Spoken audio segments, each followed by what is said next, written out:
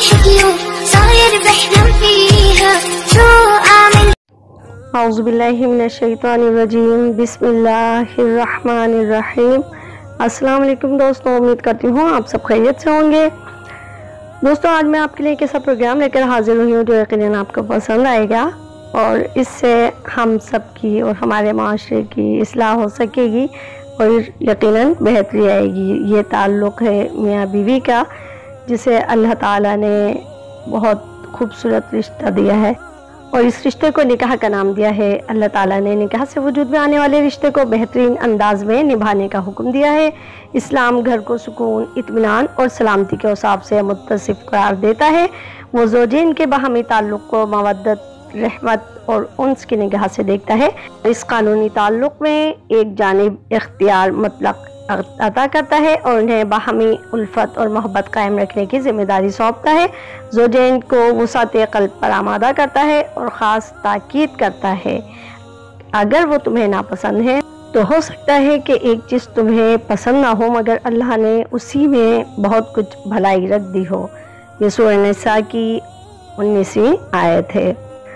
دوستوں، ہم دیکھ رہے ہیں کہ اس رشتے کو برقرار رکھنا بہت زیادہ پریشانی اور ذہنی اذیت کا باعث بن رہا ہے اور معاشرے میں طلاق کی شرح کافی حد تک بڑھتی جا رہی ہے۔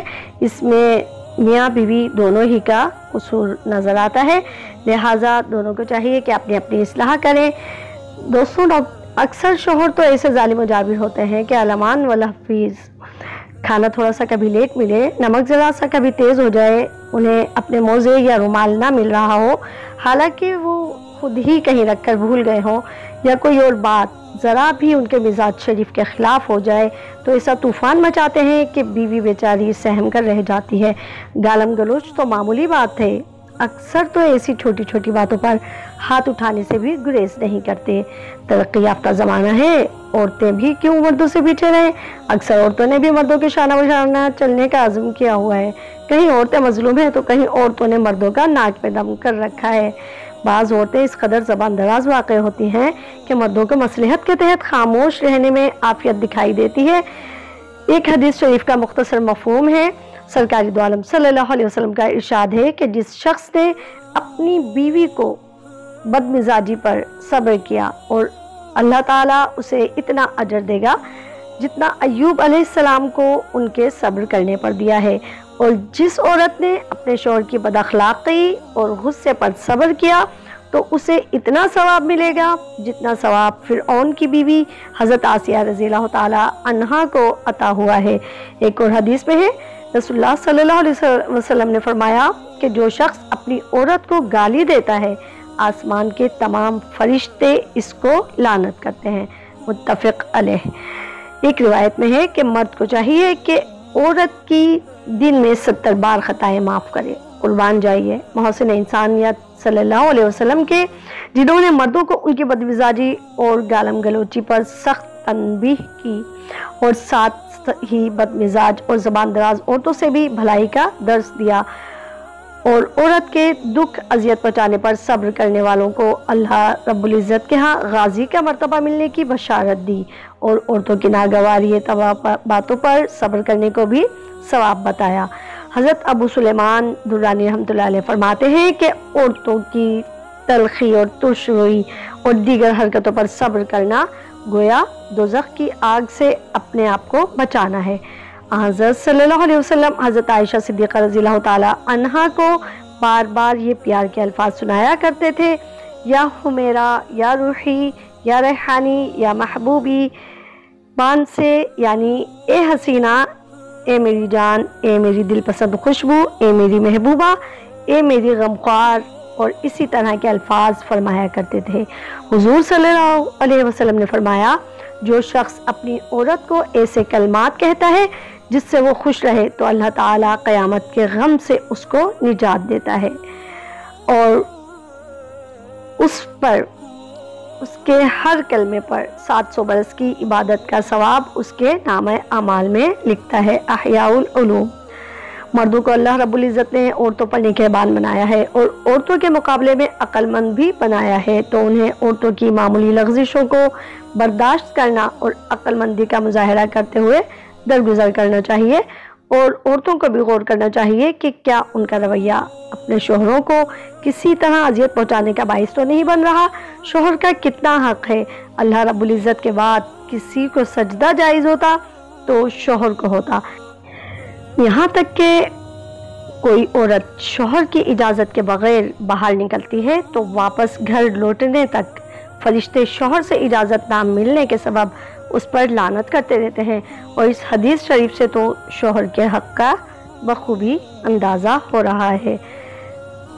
اسی طرح ایک واقعہ ہے، ایک بار ایک شخص اپنی رفیقہ حیات کے کسی بات پر ناراض ہو گیا، اور ناراض بھی اس قدر ہوا کہ غصے میں آ کر اس نے قسم اٹھا لی کہ جب تک تو مجھے نہیں بلائے گی میں تجھ سے نہیں بولوں گا۔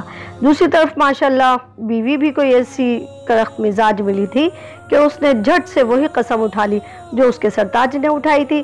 اب مسئلہ بڑا ٹیڑھا ہو گیا، دونوں نے جلال کی چادر اوڑھ رکھی تھی مگر تھے بہت پریشان۔ خیر غصے میں تو دونوں نے اپنے اپنے ترکش کے خوب تیر چلائے، مگر جب غصہ کافر ہوا تو اب دونوں اپنے کیے پر نادم تھے کہ ہم سے کیا غلطی ہو گئی، ہم نے یہ کیا حماقت کی، اب کیا کریں۔ الفت اور محبت کا یہ عالم تھا کہ زیادہ دیر تک ایک دوسرے کو بلائے بغیر رہ بھی نہیں سکتے تھے۔ شوہر جو سوچ بچار کی وادیوں میں کھو چکا تھا کہ اچانک وہ ایک مثبت نتیجے پر پہنچتے ہی باہر نکل کر امام سفیان ثوری رحمۃ اللہ علیہ کی مجلس میں حاضر ہوا، اور ادھر بیوی اپنے جیون ساتھی کے نقش پا دیکھتی ہی رہ گئی۔ سائل نے امام صاحب کے سامنے اپنی مشکل بیان کی اور عرض کی کہ ہمیں اس مسئلے کا کوئی آسان حل بتائیں۔ امام سفیان ثوری رحمۃ اللہ علیہ نے فرمایا، فریقین میں سے ایک کو تو قسم کا کفارہ دینا ہی ہوگا، اس کے بغیر کوئی چارہ کار نہیں۔ وہ شخص مایوس ہو کر وہاں سے اٹھا اور سیدھا امام الاعظم ابو حنیفہ رحمۃ اللہ علیہ کی خدمت اقدس میں حاضر ہوا، اپنی مشکل بیان کی اور عرض کی کہ اے ائمہ کے امام، مجھے اس مسئلے کا آسان حل مطلوب ہے، مہربانی فرمائیں، ہم بڑی پریشانی میں ہیں۔ امام اعظم رحمۃ اللہ علیہ نے فرمایا، جاؤ تم شوق سے باتیں کرو، دونوں میں کسی پر کوئی کفارہ نہیں۔ جب اس بات کا علم حضرت سفیان ثوری رحمۃ اللہ علیہ کو ہوا تو وہ حضرت امام صاحب رحمۃ اللہ علیہ پر بہت برہم ہوئے اور حاضر ہو کر امام صاحب سے کہا کہ آپ لوگوں کو غلط مسئلے بتاتے ہیں۔ امام صاحب نے اس شخص کو دوبارہ بلا بھیجا اور فرمایا کہ اے جوان، تم دوبارہ صورت مسئلہ بیان کرو۔ اس جوان نے وہ دوبارہ اس مسئلے کو اسی طرح بیان کر دیا جس طرح مسئلہ پیش آیا تھا۔ حضرت امام صاحب رحمۃ اللہ علیہ نے حضرت سفیان ثوری رحمۃ اللہ علیہ کو مخاطب کرتے ہوئے فرمایا، اور میرا اب بھی وہی فیصلہ ہے جو پہلے تھا کہ دونوں میں سے کسی ایک پر بھی قسم کا کفارہ نہیں۔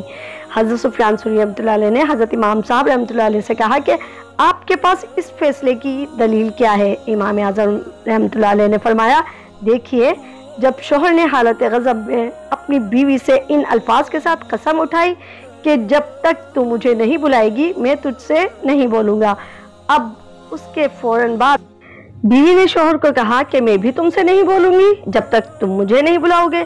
اب چونکہ شوہر کی قسم کے بعد بیوی کی طرف سے بولنے کی ابتدا ہو گئی، الفاظ خواہ کیسے ہی استعمال کیے، پہل بیوی کی طرف سے ہو چکی تو پھر قسم کہاں باقی رہی۔ حضرت امام صاحب رحمۃ اللہ علیہ کے اس جواب سے متاثر ہو کر حضرت سفیان ثوری رحمۃ اللہ علیہ نے فرمایا کہ حقیقت میں آپ کو جو بات بر وقت سوچتی ہے ہم لوگوں کا خیال بھی وہاں تک رسائی نہیں کرتا۔ تو دوستوں، میاں بیوی کے ایسی باتوں سے دیکھیں آپ کتنی بڑی بڑی بات ہو جاتی ہے، اور آپ سب کو چاہیے کہ اپنے شوہر کو راضی رکھیں اور شوہر کو چاہیے کہ اپنی بیوی کو راضی رکھیں۔ دوستوں، پروگرام پسند آیا ہو تو پلیز چینل سبسکرائب کریں، پروگرام کو لائک کریں، کمنٹس میں اپنی رائے دینا نہیں بھولیے گا۔ اپنا خیال رکھیں، اپنے گھر والوں کا۔ اللہ حافظ۔